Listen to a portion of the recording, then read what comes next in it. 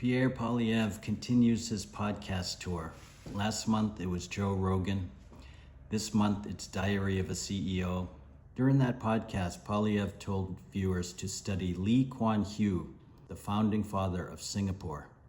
Lee Kuan Yew, who founded the country and created this miracle, should be studied by every leader in the world, because I don't think there's anyone who's been able to generate such a massive increase in the quality of life, and to do it with literally no resources whatsoever except for geography. And they managed to exploit their geography, as you said, to be kind of like modern-day Nabateans. They're a trading hub for all of Asia. Poilievre either doesn't understand Lee Kuan Yew or hopes you won't bother to look him up, because Lee's core policies directly contradict almost everything Poilievre claims to stand for.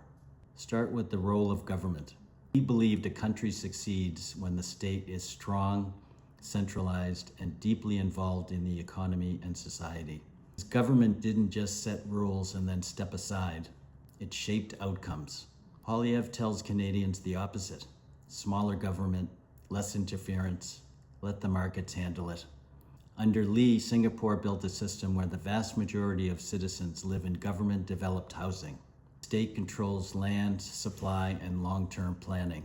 Poilievre's answer to Canada's housing crisis is to cut red tape and unleash private developers. He solved housing by expanding the state. Poilievre wants to shrink it. You can't admire both positions without being intellectually dishonest. It gets even worse when you look at freedom of expression.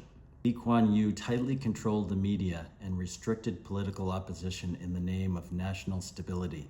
Poilievre has built his entire brand around free speech and fighting government overreach. So either Poilievre admires a leader who crushed the very freedoms he claims to defend, or he's cherry-picking a legacy he hasn't seriously examined. Lee believed in social engineering. His government shaped behavior through policies on family, culture, and public conduct. Poilievre talks about individual responsibility and personal choice. Again, these aren't two sides of the same coin. They are opposing worldviews. Lee embraced markets, but with a tightly managed system where the state guided key industries. Poilievre supports open markets without that level of state involvement. This is what happens when a politician name drops a historical figure on a podcast without doing the reading. Poilievre wants the credibility of Lee Kuan Yew's results without any of the policies that produce them. That's not vision, that's branding.